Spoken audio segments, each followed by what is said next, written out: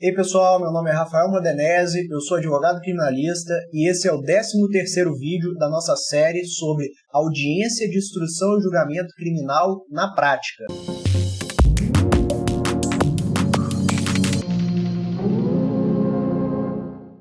E no vídeo de hoje eu vou falar da diferença entre testemunha e informante.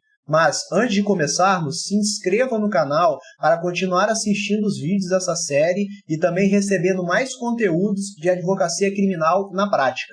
A prova testemunhal é um dos principais meios de provas utilizados no processo penal. Inclusive, muitas vezes é o único meio probatório. Por isso, é tão importante você saber a diferença de uma testemunha para um informante e também se há alguma diferença, ou seja, se a palavra de um pesa mais do que o de outro. Antes da audiência criminal, é importante que você saiba quem será ouvido como testemunha ou como informante, pois isso pode mudar as coisas, até mesmo as perguntas que serão formuladas. Pois imagine a seguinte situação: em um caso de lesões corporais, a mãe da vítima será ouvida.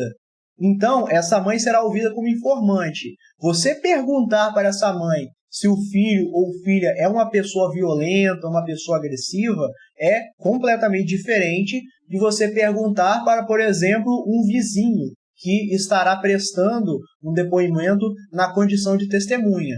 Então, é muito importante que você faça isso. E todo o assunto quanto a testemunha e informante está no Código de Processo Penal, do artigo 202 ao artigo 225, com destaque ao artigo 208 e 206, que falam tanto das pessoas que serão informantes, quanto também de quem prestará o compromisso ou não de dizer a verdade ao ser ouvido como testemunha.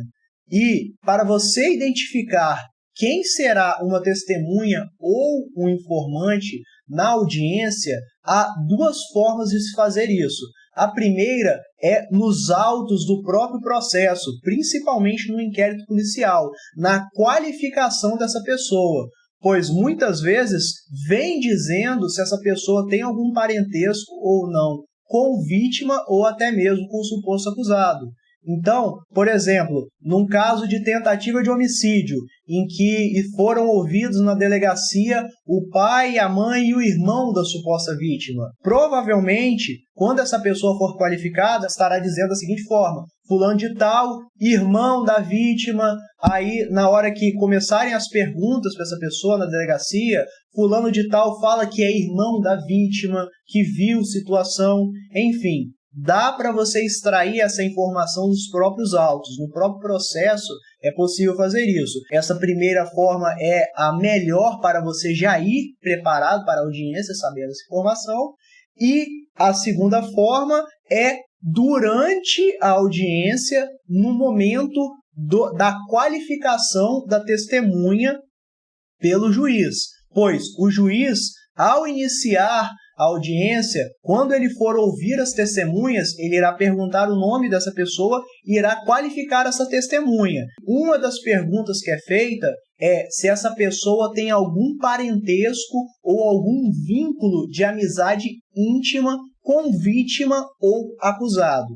Caso isso ocorra, essa pessoa será ouvida como informante. Então, essa é a segunda forma de você saber isso. Não é tão eficaz quanto a primeira, pois a primeira você já sabe antes mesmo de ir para a audiência. Mas, caso isso não seja possível, também há essa segunda opção, que, ainda que seja no momento da audiência, é antes de iniciarem as perguntas, enfim, você consegue já iniciar a audiência tendo essa noção de que a pessoa será testemunha ou informante. E quais são as diferenças entre testemunha e informante? A primeira delas é que a testemunha, via de regra, é uma pessoa imparcial. Ou seja, ela não tem interesse no resultado da causa. Ela não quer nem beneficiar nem prejudicar vítima ou acusado. Já o informante é uma pessoa parcial, pelo fato de ter um vínculo íntimo com alguma das partes. Por exemplo, a mãe do acusado. Então, essas pessoas, principalmente familiares de uma das partes, elas são ouvidas como informante pela questão dessa parcialidade que há entre elas. Uma segunda diferença é que a testemunha, via de regra, é obrigada a depor, conforme prevê o artigo 202 do Código de Processo Penal. Há algumas situações em que esse depoimento dessa testemunha pode ser feito por escrito, conforme prevê o artigo 221. Isso são em casos de algumas autoridades, como, por exemplo, o presidente da República. Já os informantes, eles, via de regra, são dispensados de depor, ou seja, eles não são obrigados a serem ouvidos, salvo uma exceção quando eles são a única pessoa a presenciar os fatos e não houver nenhuma outra prova para ser analisada nos autos. Ou seja, se a única prova do processo é a palavra de um informante, nesse caso, ele será sim obrigado a depor, como se fosse uma testemunha, conforme prevê o artigo 206 do Código de Processo Penal. Quanto a essa questão de obrigação ou não, há também o artigo 207 do Código de Processo Penal, que prevê as pessoas que são proibidas de depor, que já é uma outra situação. E são principalmente pessoas que, em função do ofício, do cargo ou função, elas recebem determinadas informações, mas por conta desse ofício, desse serviço que ela presta, ela deve manter em sigilo essas informações. Um exemplo seria, por exemplo, o psiquiatra de uma pessoa, que ele tem a obrigação profissional de manter sigilo de informações que ele recebe de um cliente, de um paciente seu. E também há uma exceção para essa regra das pessoas que são proibidas, pois se a parte interessada, por exemplo, o psiquiatra do acusado, esse acusado autoriza esse psiquiatra a falar coisas que ele sabe por conta da relação de paciente-médico, aí sim essa pessoa que era impedida poderá prestar um depoimento. Há uma única exceção em que há o entendimento de que o advogado, nem quando é autorizado pela parte interessada, pode prestar depoimento, pois, ainda que o Código de Processo Penal tenha essa possibilidade de uma autorização, por conta do Código de Ética da OAB, esse advogado ele deve manter sigilo, mesmo se autorizado pela parte responsável. E outra coisa que diferencia eles é que a testemunha presta o compromisso de dizer a verdade, mas o informante não. Ou seja, as pessoas que estão previstas no artigo 206 do Código de Processo Penal não prestam o compromisso de dizer com a verdade, conforme prevê o artigo 208 do Código de Processo Penal. E isso é outra diferença fundamental entre essas pessoas, pois aquele que mentir em juízo, ou seja, aquele que fez o compromisso de dizer a verdade e mente em juízo, ele pode responder pelo crime de falsa testemunha, previsto no artigo 342 do Código Penal. Já aquele que não prestou o compromisso, ou seja, ele não é obrigado a dizer a verdade, ele teoricamente não responderia criminalmente pelo crime de falsa testemunha. Contudo, como muita coisa no direito, esse também é um assunto controvertido, pois há quem entenda que, ainda que seja informante e ainda que não preste o compromisso legal, o informante deve sim dizer a verdade, mas há também quem entenda que ele é desobrigado de dizer a verdade, uma vez que não prestou esse compromisso legal. Inclusive, o STF, no HC 69358, entendeu que o informante deve sim dizer a verdade e caso não diga, poderá responder criminalmente por isso. Já o STJ, no HC 92836, entendeu que não, que o informante não é obrigado a dizer com a verdade e, caso não o faça, ele não responderá criminalmente por isso. Na minha opinião, o melhor entendimento é o entendimento doutrinário de que, se a pessoa não prestou o compromisso legal, ela está sim isenta de dizer a verdade. Portanto, não tem essa obrigação e não pode ser responsabilizada criminalmente por isso. Uma outra coisa que é muito importante também, além de você saber a diferença de testemunha e informante, é quanto a essas pessoas que são impedidas de prestarem o depoimento. Um exemplo seria o promotor de justiça que já atuou no processo, mesmo que ele tenha somente oferecido a denúncia. Inclusive, o STJ, no RESP 1853252, entendeu que isso se estende até para aquele promotor que só atuou em fase policial, ou seja, ele fica impedido de prestar um depoimento, de ser testemunha no processo penal. Um outro caso seria o do delegado. O delegado, ele não é impedido, podendo sim servir como testemunha no processo. E agora que você sabe a diferença entre testemunha e informante, você deve estar se perguntando, tudo bem, mas a palavra de quem vale mais? A palavra da testemunha vale mais que a do informante? Então, como muitas coisas do direito, isso aqui também depende, pois há casos e casos. Então, quando o informante está claramente querendo auxiliar, querendo beneficiar o suposto acusado, aí, nesses casos, o juiz ele irá tender a dar menos credibilidade à palavra desse informante. Então, quando ele não se atém aos fatos, quando ele sai da narrativa dos fatos e só tenta encher a bola do acusado, provavelmente o juiz nem irá dar muita credibilidade, nem irá dar muita importância para o que está sendo dito. Mas, por outro lado, quando o informante está se atendo aos fatos, quando o que ele diz está batendo com outras testemunhas ou até outros informantes, com os fatos narrados, com as provas dos autos, com o desenrolar da investigação criminal,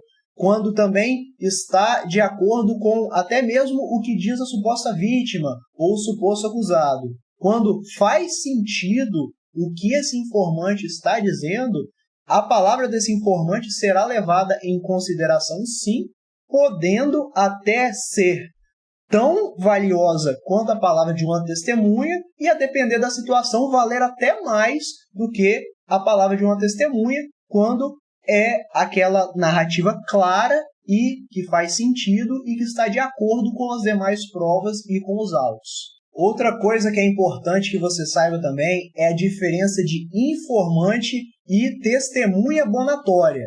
A testemunha bonatória é aquela testemunha que não está indo para o processo, não está indo para a audiência para narrar os fatos ou até mesmo o que sabe sobre a situação. Ela só está lá para melhorar uma possível dosimetria em uma possível condenação desse acusado.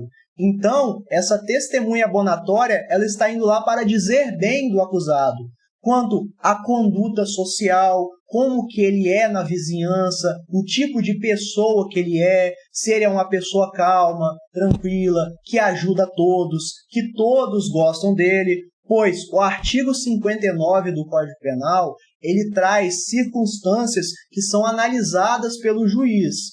E quando há essa testemunha bonatória que fala bem da condição pessoal dessa pessoa, como ele é como pessoa e também na sociedade, sua personalidade, isso são coisas que o juiz irá ter que avaliar favoravelmente, salvo se houverem outras provas de que isso é mentira e que essas condutas dele são, na verdade, ruins. Pois, não havendo nenhuma prova que ele tem uma conduta social, uma conduta pessoal ruim, mas pelo contrário, havendo provas de que ele é uma pessoa boa, que ele tem uma conduta social favorável, o juiz deve sim favorecer esse acusado em uma possível dosimetria.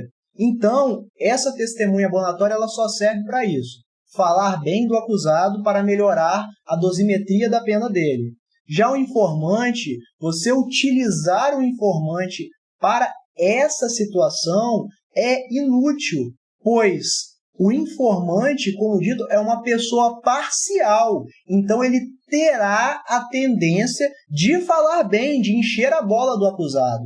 Então, o juiz ele pode não dar a devida credibilidade para esse informante que está sendo utilizado como testemunha abonatória, justamente por isso, pois há essa parcialidade e isso pode pesar para que o juiz não leve tão em consideração. Mas é claro que o juiz também pode levar em consideração que mesmo uma pessoa parcial está falando para melhorar a dosimetria no caso de uma possível condenação. E outra coisa é que o informante ele deve acrescentar aos autos, ele deve trazer informações sobre o fato que está sendo discutido, como, por exemplo, o que ele viu, se ele estava no local, se ele ficou sabendo de alguma coisa, enfim, ele deve acrescentar informações aos autos. Ele não está lá só para dizer bem ou mal de alguma das partes, como é o caso da testemunha abonatória. E uma outra dúvida que pode surgir é se o informante ele conta como testemunha